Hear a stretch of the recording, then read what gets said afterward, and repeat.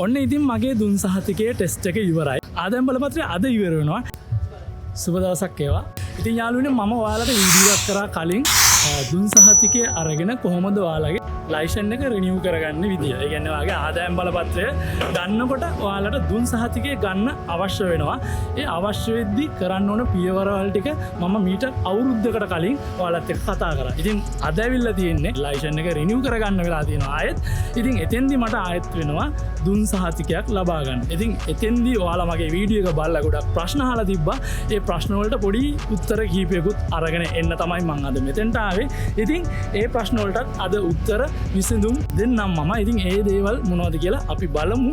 ඉතින් දැන් මම මගේ බයිසිකල් එක දුන් සහතිකය ගන්න ඒ අවශ්‍ය ඩොකියුමන්ට් ටික චෙක් කරන ගමන් ඉන්නේ. ඒ චෙක් කරන් පස්සේ අවශ්‍ය වෙන්නේ මොනවද කියලා මම කලින් වීඩියෝ එකේ කතා කරා. එහෙනම් අපි දැන් බලමු කොහොමද මේ ප්‍රොසීඩියර් එක වෙන්නේ කියලා. මුලින්ම කරන්නේ මෙතන දුන් සහතිකය ගන්න තැන එයාලා චෙක් කරනවා බයිසිකල් එකේ ඩොකියුමන්ට් එක. ඒ වගේම පොතත් එක්ක සංසන්දනය කරලා ඔයාගේ බයික් එකේ තියෙන එමි නම්බර් ඒ වගේම චැසි නම්බර් ඒවා හරිද කියලා මුලින්ම චෙක් කරන එක තමයි මෙතෙන්දි සිද්ධ වෙන්නේ. ඉතින් එතනින් ඉන්න ඔෆිසර් කෙනෙක් ඇවිල්ලා ඒ සියලුම ඩොකියුමන්ට් හරියට තියෙනවද නිවැරදිව තියෙනවද කියන එක තමයි මෙතනදී චෙක් කරන්නේ. ඉතින් මේ ප්‍රොසීඩියර් එක කරායින් පස්සේ තමයි පේමන්ට් එකක් කරන්න ඕනේ. ඒ පේමන්ට් එක කරායින් පස්සේ තමයි අපේ බයිසිකල් එක දුන් සහතිකය ගන්න ටෙස්ට් එක කරන තැනට අරගෙන යන්නේ. ඩොකියුමන්ට් එක පොතත් එක්ක මේ කවුන්ටරෙන් ඇතුළට දෙන්න ඕනේ. ඉතින් මේක මුදල් ගෙවන්න තියෙන මෙතන. මේ මුදල් ගෙවුවෙන් පස්සේ අපිට ටෙස්ට් එකට යන්න ස්ථාව ලැබෙනවා. ඩොකියුමන්ට් එක චෙක් කරා. චෙක් කරලා ඉවරලා දැන් කරන්නේ මෙතන පොත ඇතුළට අරගෙන ඉල්ලා ආයෙත් එතන ඇතුළ කම්පියුටර් එකෙන් චෙක් කරනවා. චෙක් කරලා ඉවරලා ඒ ඩොකියුමන්ට් එකට අදාළ මුදල් ගාණ ගෙවන්න ඕනේ. ඉතින් මෙතෙන්දී සඳහන් කරන්න ඕනේ බයික් වලට වෙනම ගාණක්, ඒ වගේම වාහන වලට වෙනම ගාණක්, බස් වලට ඒ වගේ වෙනම රේන්ජ් එකක් තියෙනවා. ඉතින් අපි අදාළ මුදල් ප්‍රමාණය මෙතෙන්දී කවුන්ටරේට පේ කරන්න වෙනවා. ඒ පේ කරෙන් පස්සේ තමයි අපේ එකෝ ටෙස්ට් එකට අපේ බයික් එක ගන්නෙ. ඔන්න ඉතින් මම දැන් මේ ඩොකියුමන්ට් ටික සියලු දේම චෙක් කරලා ඉවරලා බිල් එකත් පේ කරලා ඊගාවට ඇවිල්ලා තින්නේ මෙන්න මෙතන මගේ බයිසිකල් එක චෙක් කරන තැන. ඉතින් එතන මගේ බයිසිකල් එක චෙක් කරනවා. ඉතින් ඔයාලට මම පෙන්නන්නම් කොහොමද ඒගොල්ලෝ ප්‍රොසීඩියර් එක කරන්නේ කියලා. මම කලින් වීඩියෝ එකක් කරලා තියෙනවා. ඉතින් මම නැවතත් ඔයාලට කරන්නේ මේ අවුරුද්දකට පාරක් ඇවිල්ලා ආයෙත් රිනිව් කරනකොට මොනවද අවශ්‍ය වෙන්නේ මොනවද ඕනේ ඒ සියලු දේම කරන්නේ කොහොමද කියන එක ගැන ඔයාලට දැනුවත් කරගන්න.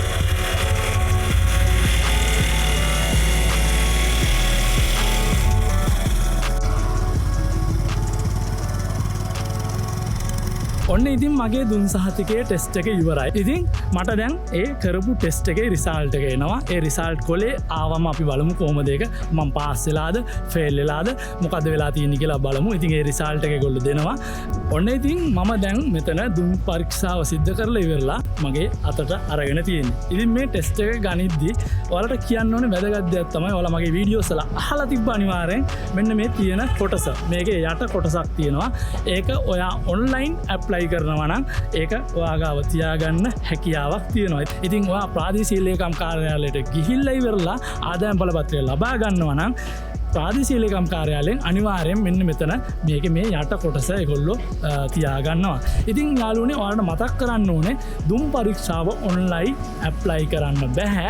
අනිවාර්යෙන්ම ඔයාලගේ මොන පළාතක ඔයාලා හිටියත් ඒ පළාතට අදාළ වෙන ඕනම තැනකට ගිහිල්ලා ඉවරලා ඔයාලා දුන් සහතිකයේ අරගන්න වෙනවා. එතෙන්දී අනිවාර්යෙන් ඔයාලා එතනට ගිහිල්ලා ඔයාලගේ බයිසිකල් එක හෝ වාහනය හෝ රැගෙන ගිහිල්ලා ඒ ටෙස්ට් එක කරයින් පස්සේ තමයි මෙන්න මේ සර්ටිෆිකේට් එක නිකුත් කරන්නේ. නැතුව මේ සර්ටිෆිකේට් එක ඔයාලට නිකුත් කරගැනීමේ හැකියාවක් නැහැ. ඉතින් ඒකට අනිවාර්යෙන් ඔයාලා එතෙන්ට ගිහිල්ලා ඒ ටෙස්ට් එක කරගන්න සිද්ධ වෙනවා.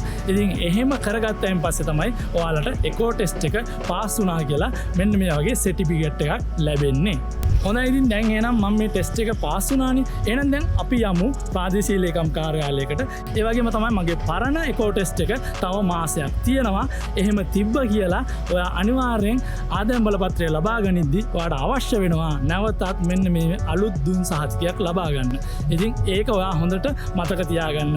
ඔයා ආදායම් බලපත්‍රය කල්ලිකුත් වුණා කියලා දුන් සහතිකේ තියෙනවා කියලා ඔයා ඒක අරගෙන යන්න එපා ප්‍රාදේශීය ලේකම් කාර්යාලයට ඔන්ලයින් ඇප්ලයි කරන්න. ඒක වැලිඩ් වෙන්නේ නැහැ. අනිවාර්යයෙන්ම ඔයාට මේක දුම් සහතිකයක් නැවත වාරයක් ලබා ගන්න වෙනවා. එහෙනම් ඉතින් අපි යමු දැන් ප්‍රාදේශීය ලේකම් කාර්යාලයට. එතෙන්දි වෙන ප්‍රොසීඩියර් එක මොකක්ද කියලා මම ඔයාලත් එක්ක ෂෙයා කරගන්න. ඉතින් යාළුවනේ ඕන මම දැන් ඇවිල්ලා තින්නේ ආදායම් බලපත්‍රය ලබා ගන්න. දුම් සහතිකයේ ඩොකියුමන්ට්ස් ටිකයි මම අතුරට ලබා දුන්නා. එතෙන්දි ඔයාලට සඳහන් කරන්න ඕන දෙයක් තියෙනවා. ඉතින් දකුණු පළාතේ කෙනෙක් නම් ඔයා කොළඹ ගිහිල්ලා ගැනීමේ හැකියාවක් නැහැ. ඒ කියන්නේ ඔයා SP ප්‍රොවින්ස් නම් ඒ වගේම වෙස්ටර්න් ප්‍රොවින්ස් වලින් ඔයාට ගැනීමේ හැකියාවක් නැහැ ආදායම් බලපත්‍රය. ඉතින් ඔයාට ඒක නැතුව කොළඹින් ගන්න නැතුව ඔයාට වෙනත් ඕනම පළාතකින් ගැනීමේ හැකියාව තියෙනවා. ඒත් එක්කම ඔයාලට තවත් වැදගත් වෙන දෙයක් මෙතන සඳහන් කරලා තියෙනවා. ඒක තමයි ඔයාගේ ආදායම් බලපත්‍රය ලබා ගැනීමේදී අවශ්‍ය වෙන ඩොකියුමන්ට් මොනවද? ඒ වගේම වාහනයක් පැවරීමේදී ඔයාට අවශ්‍ය වෙන ඩොකියුමන්ට් මොනවද කියලා මෙන්න මේ මාදම්පාගම AG ඔෆිස් එකේ සඳහන් කරලා තියෙනවා. ඇත්තටම හරි වැදගත් වෙනවා ඒක. එතන ඉන්න නිලධාරිනියක් කරලා තියෙන ඇත්තටම හරි ලස්සන වැඩක් තමයි මම දැක්කේ. ඉතින් මම ඒ නිලධාරිනියත් එක්ක කතා කරා. ඒ නිලධාරිය මට ගොඩක් විස්තර කිව්වා. ඒ නිලධාරිනිය තමයි මෙන්න මේ ඩොකියුමන්ට් එක හදලා තියෙන්නේ. ඔයාලා වාහනයක් පවර ගන්න යනවා නම් ඒ වගේම දුම් සහතිකය ආදායම් බලපත්‍රය ගන්න අවශ්‍ය වෙන්නේ මොනවද කියන දේ මෙතන සඳහන් කරලා තියෙනවා. ආදායම් බලපත්‍රය ගන්න යද්දී ඔයා ලියාපදිංචි සහතිකය ඒ කියන්නේ ඔයාගේ බයිසිකල් එකේ පොත නැත්නම් ඒකේ කොපියක් අනිවාර්යෙන් අවශ්‍ය වෙනවා. සහතික කරලා ඔයා ෆිනෑන්ස් එකක් දාලා තියෙනවා නම් ඒ ෆිනෑන්ස් කරන කම්පැනියෙන් ඒක සර්ටිෆයි කරලා ඒකේ කොපියක් අවශ්‍ය වෙනවා. ඒ වගේම තමයි වළංගු රක්ෂණ සහතිකය, ඒ වගේම තමයි දුම් පරීක්ෂාව, ඒ වගේම පරණ පසුගිය වර්ෂයේ ආදායම් බලපත්‍රයත්, ඒ වගේම ඔයා මෝටර් බස් සහ කෝච්චි ලොරි යෝග්‍යතා සහතිකය කියන්නේ බර වාහන වලට යෝග්‍යතා සහතිකයක් අවශ්‍යයි කියලා සඳහන් කරලා තියෙනවා. ඉතින් ඒ ටික අනිවාර්යෙන් අවශ්‍ය වෙනවා. ඒ වගේම තවත් ඔයාලට මම ටිප් එකක් මෙතෙන්දී ලබා දෙන්නම්. වාහනය පවරන්න යනකොට ඔයාලට අවශ්‍ය වෙන සහතික මොනවද කියලා මෙතන සඳහන් කරලා තියෙනවා. ඒ ටික තමයි පැවරුම් ආකෘතිපත්‍ර AC කියලා සඳහන් කරලා තියෙනවා. ඒ වගේම තමයි ලියාපදිංචි සහතිකය. ඒ කියන්නේ ඔයාගේ වාහනේ පොත. සරලවම කියනවා නම් වාහනේ පොත.